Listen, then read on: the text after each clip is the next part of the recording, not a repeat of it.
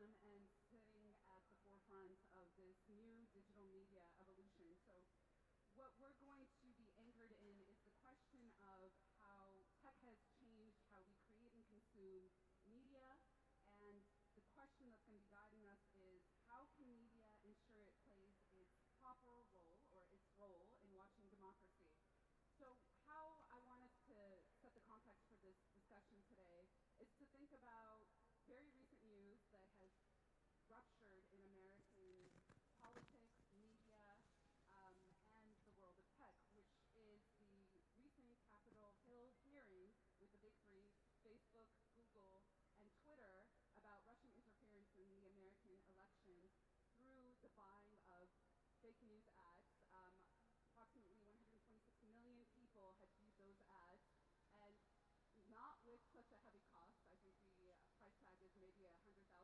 So it bears the question how easily there can be interference through these new tech tools. I want to start out by thinking about the role that media has played in new media technology and disruption. So there's a tension between the two. One is that new media has presented very quick transparency for us around how and what's going on behind the scenes and has given people a mic. But the flip side to that is everybody has a mic. And as we've seen with the president in the United States, they can turn their Twitter page into a trusted media source, and they can also call questions into the role of journalism and the role of journalists in politics. So I want to start about thinking about the recent sort of disruption in America, and we'll start with you, Oda. Actually, first, I would like to say that governments have been doing this for a long, long time, before internet. The American government in particular has done intervention in election through dissemination of wrong information or false information for decades. And that was a practice done regularly by institutions that take their budget from the Congress. So that was not something new. The new is that now there is a web of possibilities for people to use. And everyone is using this. Everyone can influence. What is important that the Russians, who have not been known of that powerful intervention as far as media is concerned, they were less important than the Americans in interfering in the media sphere. Now they can do this because, as you said, the Facebook, Google, and many other outlets are available for a lot of people to use. This is second point which I would like to pinpoint, that the people, the recipients themselves are different. Before, they used to receive information through certain outlets, BBC, Al Jazeera, New York Times, whatever it is, professional, traditional organizations, that they have certain kind of a trust and methodology of reporting news. Right now, the audience are not only receiving various outlets, but also they are producing that kind of material, and therefore you are moving into much more chaotic, newborn atmosphere, ecosystem, which has not been yet taking its shape, and the people themselves is becoming much more confused about the data that they are receiving. So it is not only the outlets are new, are different, also the audience are different, and I think a critical thinking one day will emerge. People will grow up out of this, and they will get much more also, in need for much more in-depth traditional journalism that you are referring to, and a transformation towards a third phase might emerge in the next few years to come. And we'll touch upon that. I want to get Suzanne's remarks about this sort of tension. We talked about how the ethics of journalism and the methodology we're referring to, that kind of training is absent when you give everybody the mic, so to speak. So can you talk about this, the proliferation of the fake news, the alternative facts, the clickbaits, the sensationalism that has emerged from this kind of media ecosystem, and what the tension between that and the lifting of the veil that social media provides? Yes, indeed. But first, I just want to follow on from what we just heard. I mean, obviously, governments have always traded in propaganda and persuasion, and we're all very familiar with that. But obviously, what is different now, and what we really need to appreciate, is the way that big corporations are using fake news as a form of monetization, and that is new, and that is what obviously what the hearings that you refer to are partly about. And there we really do have a problem. This idea that, for example, during the US election, kids in their back bedroom in Macedonia were creating these stories and making a heck of a lot of money out of it. And the big corporations, frankly, did very little to respond. I mean, they're now being pushed a bit onto the back foot, but at the time they did very little about it. And that is really what is new, and what we really need to address and to consider sort of ethically and methodology. But going to the point that you just raised, clearly we need to, in a world where everybody has a voice, and where when you're consuming your news through social media, there's very little differentiation between understanding what is, when stories are shared, what's a trusted source, what's a verified source, what is a proper, authentic, reliable fact, and this cacophony of nonsense. And even the very word, that we even have the word alternative facts, should set huge alarm bells for anybody who cares about journalism. Thank you. Claire, we spoke a little bit about how this new conversation in the US has presented debates around government regulation in the tech sphere to address the issues that these industries have allowed a proliferation of these fake news sources. I think I saw somewhere a meme that said Muslims got $20,000 a month from the US government, and I asked where my check was, because I've never seen anything like that before. I think the difficulty we've got, though, is that when you hear the regulation of fake news, we have to be very nervous about who decides what's fake or not. Even something like alternative facts, which sounds an insult to those of us who are interested in the truth, actually can be a way of discrediting alternative viewpoints. And you have to ask, who's going to check the fact checkers? I mean, if you kind of have corporations that say, we've taken this off the site because it's fake news, who's decided it's fake news? There's obviously some very egregious examples, but if you look at the way fake news is used now, it's basically used to try and discredit people you disagree with. I mean, everybody just shouts fake news at each other when they say something they don't agree with.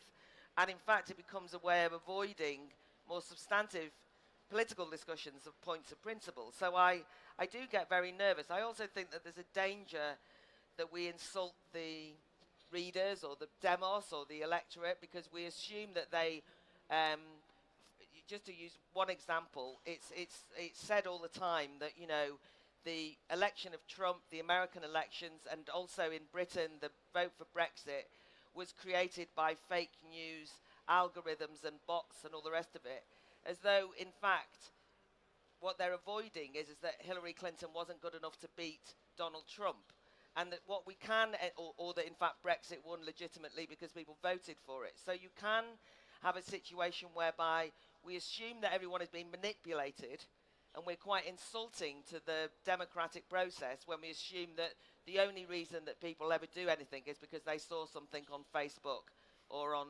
social media. So I am both concerned about, of course, the fact that we have fake stories, but I think there's a danger of us turning it into a moral panic that actually leads to a more censorious atmosphere and a decision by some very powerful people about what is legitimate to read or not. And I'd rather people read everything and were trusted to make their own minds up. But I wish that journalism was of a higher standard so that it shone through as being brilliantly trustworthy, rather than the only way it can shine through is to try and close down anything else. Right, okay, so there clearly is a crisis of journalism when corporations see the profit value reduced. You have investigative journalist bureaus that have been gutted in major media outlets.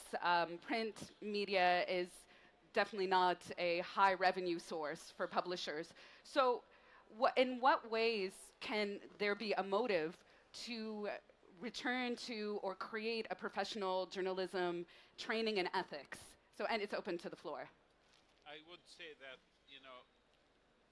the traditional hybrid, the traditional hierarchical organizations that produce journalism are right now not able to survive. And that's simple because the business models that they have built themselves upon is not capable of producing enough money for them to continue unless if they are publicly funded. But the issue is, I don't think the need for authentic information or contextualized information or knowledge is going to disappear. People eventually are in need for proper knowledge, for what we now call professional output of journalism. The politicians, the economists, the technicians, anyone is in need for it. It is a major issue that will continue to have people demanding it. Therefore, the ecosystem is going to change. And instead of having this kind of hierarchical organizations with thousands of journalists across the world, maybe we might have a different model where we convert our newsrooms into much more of think tanks, where it can contextualize, investigate, prioritize, and at the same time make sure that the news are accurately described, and convert the data and the information into knowledge. People's mind is flooded right now with a huge amount of information. And that information, some of it makes sense, but some of it is only confusing. So my role as a journalist or a newsroom in the future is to really prioritize the information, put it in context, convert it into knowledge, and make it much more consumable by people. And this, in my opinion, will continue to exist. However, the shape of the organization producing that, the business model itself, has to shift into much less costly, kind of human resources and at the same time tools, by using what is available from the social media and integrating it into our news gathering machine or filtering or analysis. Anybody want to jump? Oh, Suzanne. Sorry. One of the things that we can't underestimate is that the mainstream media played this game themselves and have shot themselves in the foot. I mean, several years ago I noticed that the well-established broadsheet media in the UK, for example, editors who I well respected were judging the quality of an article by how many times it was retweeted or how many comments it had underneath. So they kind of played the clickbait game. And I used to say, but it's a brilliant article. Just because hardly anyone's retweeted it doesn't make it brilliant. And just because this other article's been retweeted a lot of times doesn't make it any good. Can't you have the confidence to judge a good piece of journalism? But they gave up the pass on that, right? And they actually, if anything, created that. So that's one problem. Secondly, I don't think we can underestimate the fact that the media have, in many instances, become quite smug and self-regarding and have told one side of a story too often without even realising they were only telling one side of a story. So the whole of the British media, for example, were absolutely abhorred that the majority of people voted Brexit in the recent referendum in the UK about leaving the European Union. It doesn't matter that they didn't want to leave the European Union. I'm not making that criticism. But the fact that they didn't understand that the rest of the country was saying something different, or that whole swathes of them were so abhorred, and then talked about the electorate as though they were idiots. Why didn't they read our newspapers and do what we told them to do? We don't understand it. Would indicate that there's a danger that the media themselves, the mainstream media, which are what I'm trying to defend in this, actually, but have become part of the problem of the echo chamber.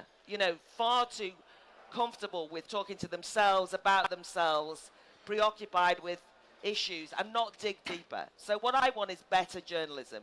And I think that there's a desire for not just having your confirmation bias of having your views patted on the... I know many young people who are desperate for more information, more good news, good analysis, But I then go to things organised by the BBC or by whatever, who talk about young people as though they've got the attention span of a gnat, and all we've got to do is to entertain them and to give them kind of all singing, all dancing things. In other words, they underestimate the audience. So I think you have to give the audience higher, not lower. And I think that in a way the mainstream media have created the gap in which I think it's reasonable that alternative voices emerge. Some of those alternative voices are fake, but a lot of those alternative voices are not fake, they're just alternative. But the mainstream media deal with them by describing them in a smear way as fake, and that actually is to their discredit. They need to get better themselves instead of pointing the finger at fakery all the time. I agree with some of what you say, and that's wonderful, and it's terribly high-minded that we should have, marvelous journalism. However, you are sidestepping, in fact, both of you are sidestepping the fact that journalism is a business at the end of the day. That we need to have a sustainable business model, and that's what we need to engage with. It's lovely, the idea that we have these think tanks and they're producing all this data and it's all being distilled for audiences. It's lovely that we have this sort of beautifully crafted serious media that's kind of really getting at the story. And I agree with you.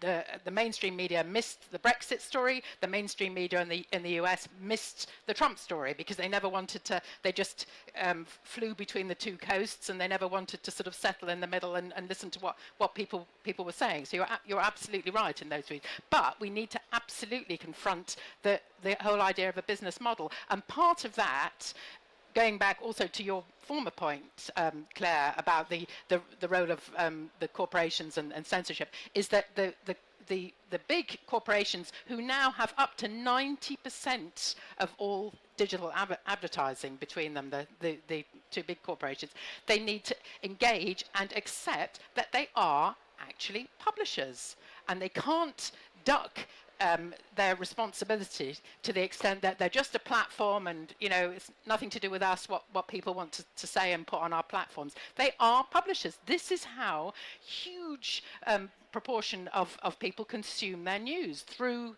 Facebook, through Twitter, and so they are effectively publishers of news, and that's what they need. I mean, they are starting, Google and Facebook are starting slowly to acknowledge that, but they've been absolutely blind or not willing to accept that responsibility, and I think that will be a big step change. So then what is your vision or your advocacy for in terms of a publishing and a journalism world that has a sustainable business model in that regard?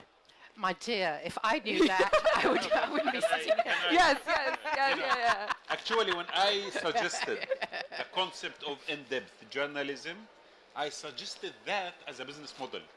In my opinion, you will find always people who are willing to pay for good journalism. And I personally, maybe yourself, we are subscribing sometimes to websites or to even newspapers that deliver excellent journalism because we trust that they are going to give us something. The Economist, for example, Financial Times or whichever, for an economist is important. For politicians or people who follow the public affairs, there are certain places that I am willing to pay money for. Now, I would agree with you that the platforms like Facebook and others are becoming publishers, which is true. But also, well, are they admitting they're becoming publishers? No, they are not admitting that because they don't want to take the responsibility and to be bound by the regulations where the producers of content are heavily regulated while the others are not. But at the same time, I think content itself, which we share, most of our platforms, most of our networks now, we share content through Facebook, through Twitter. And most of the traffic that comes to our websites is coming through Facebook and the Twitter. So for us as well, it's becoming a necessity of sharing what we produce. So in two ways, I mean, I don't want them to take the responsibility of controlling the content because that might become scary. If they start deciding on ideological or political reasons, why should I allow this website to share and this website not to share? And this is why we need another code of ethics maybe, or another atmosphere whereby we guarantee the diversity, the integrity, and at the same time we give equal opportunity for people to have that kind of content shared across the platforms. I agree. I mean, I've got some reservations. I mean, I know that it's become the way that we talk about it is to say that they're publishers, but in a way, they allow people who publish to, or a wider group of voices to be published. And my concern is, if you look at the debates around something controversial around hate speech, you know, it seems like, oh, you sort of say, oh, well, hate speech, that's hateful, we don't want it, right? When you look at the interpretation of hate speech by any 10 different people in any room, right, you'll find that it differs enormously. And I am convinced that hate speech as a concept is just being used to censor views that somebody's sides are hateful about someone else.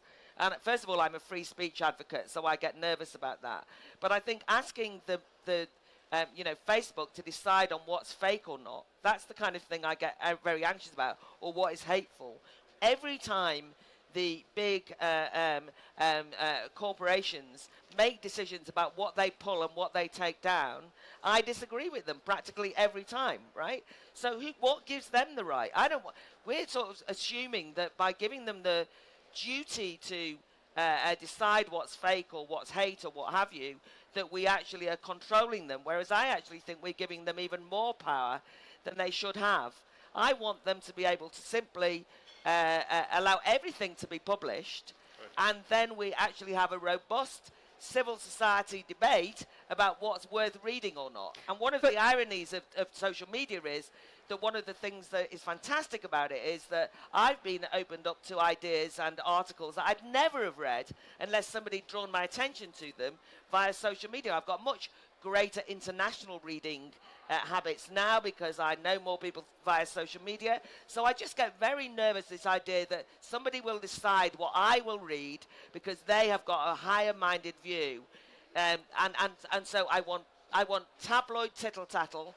I even want to be able to see the hate. I even want to be able to see what other people call hate news. I don't even mind being exposed to the odd bit of fake news because it's quite entertaining sometimes. And sometimes it's got something in it. It's just an alternative viewpoint.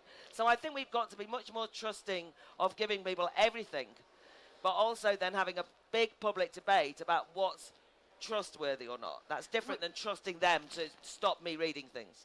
I see people want to jump in. I just also want to throw out the concern. I know you have anxieties around defining what fake news is, defining what the limits around hate speech and free speech is. But when you have a new phenomenon like doxing and revealing people's public, private information publicly that is harmful to the person through these technological tools, at what point do you have your lines in terms of the role and the intervention that these outlets should play? Well, yeah, I mean, you do need to accept that there are some roles. I mean, Claire takes a sort of extreme view and is you know, everything's fine and free speech, and, you know, if you want to, you know, say hateful, unpleasant, derogatory things, that's fine as long as we, you know, we can all see it. I do disagree that we have to actually accept some kinds of or corporations need to accept some kind of responsibility, and I take your point that there is obviously there's a risk in that, but there's been a risk in that throughout history. We have already forms of editing through Facebook. I mean, for example, last year when that famous picture of the Vietnam War of the girl with napalm was removed from a Facebook site because it was seen as pornographic or something, which was absolutely ludicrous. I mean, you know, anybody who'd had a kind of editorial brain about them would have, and Facebook did apologize later. But so, you know, editorial decisions are being taken, but we need to call them editorial decisions, and they need to be transparent. They need to be according to transparent and accessible rules. You can't duck away from it and say that, you know, everything's as good as everything else. So that's, you know, there is actually something to grasp hold of there, and to sort of step up. And these organisations will, I'm sure this will happen sooner or later, and they are starting to be absolutely fair, to take ownership of that. I see you. So nodding your head. All of us agree on the problem. Yeah. But we don't yet have that kind of model that all of us could agree upon. I have come from a traditional organization. I was leading Al Jazeera network. I remember this debate in 2004 to 2005 taking place across the world because of the American pressure on us and BBC and other outlets not to cover certain news in Iraq. And that pressure was always hidden, it was never directed by the government itself, but also it was under the issue of hate speech and the issue of censorship, of brutal, I don't know what. And I know that the pressure that we have been under, if we have succumbed to it under this kind of formula, we would have really not delivered balanced, informative message to the audience. So, in my opinion, if it is journalism, should go back to journalism. Journalists across the world should sit together and find the ways that they could produce proper framework, codes of ethics, professional standards that producers of content, regardless if they are Facebook, Google, YouTube, or major organizations, should abide by. But I'm always scared of this kind of generalization. Right now, by the way, in the Arab world, many governments have given Twitter and Facebook accounts declaring them illegal, not because they are spreading hate news, or they are because against the government. Yeah. So the issue is, I am very, sensitive. Maybe, yes, you have mentioned one or two major cases where all of us agree upon that it should be removed. But if it is left to them, and they are business people, so they would like to have access to the markets of the Gulf, for example, or Saudi Arabia, and the Saudi government hand them few hundred Twitter accounts, they rather sacrifice the Twitter accounts than the business interest in the country. So there is a bit of very scary situation that might emerge out of regulations. Yeah, I think we return to the original question, which was how can media and media makers put pressure on governments even within this ecosystem of new technology. What I want to do right now is jump ship a little bit. I know I wasn't supposed to allow audience engagement, but we have a couple of minutes because we don't have, do we have a mic? Yes, we do have mics. If you have a burning question, I'd love you to pose it to our esteemed panel. And also, remember what a question is. It's not a statement. It usually involves a question mark at the end of your sentence, and by sentence I mean sentence. So if anybody has a question, please do raise your hand right now and introduce yourselves. Yes. Yes. Hi, I'm Rijerslaan from Dutch National TV. I have a question for Mr. Ghanfar. I like your idea of journalism as think tanks, of contextualizing information, but I'm wondering what your idea is how to get that new information to the public that we're losing as trustworthy media. So how do you see finding our audiences that are leaving us? We have a major responsibility of educating our public on what is good news and the techniques of doing that. And I am advocating, for example, that our newsrooms should start broadcasting their editorial meetings live for the people to understand why did we choose this to be a priority, how did we authenticate it, and how did we reach out to it. At least not all of it, but major part of it. There is an education process that should happen. Second, in my opinion as well, platforms that we have right now, and as you said, they are making money. Billions of dollars are made by the major social media platforms. They have also a responsibility of training and feedback and analysis and studies disseminated through their platforms on the issue of how the human mind should perceive news, how people should understand what is good and what is rumor and what is fake and so on and so forth. So it is a collective global effort, in my opinion. Our audience right now is flooded by misinformation. And we are teaching people not to think beyond certain boundaries because of the echo chamber that we are creating. This is not good for the future of humanity, in my opinion. We are not going to be critical anymore if we continue that kind of a track, or even innovative in our way of thinking about public affairs. So it is a collective responsibility of mainstream organizations, of social media platforms, to spend money and to think creatively about how to educate people on what is good and what is bad. I mean, I would just like to add that, to be fair, I mean, Google in particular are starting to take that on board through their the way they are providing this funding now for different journalism models, particularly sort of verification, that kind of thing. I mean, my department, for example, has been on the receiving end of that. So, I mean, let's give credit where credit's due. Okay. Are we wrapping this up, or one more question? One quick question. Time is rolling.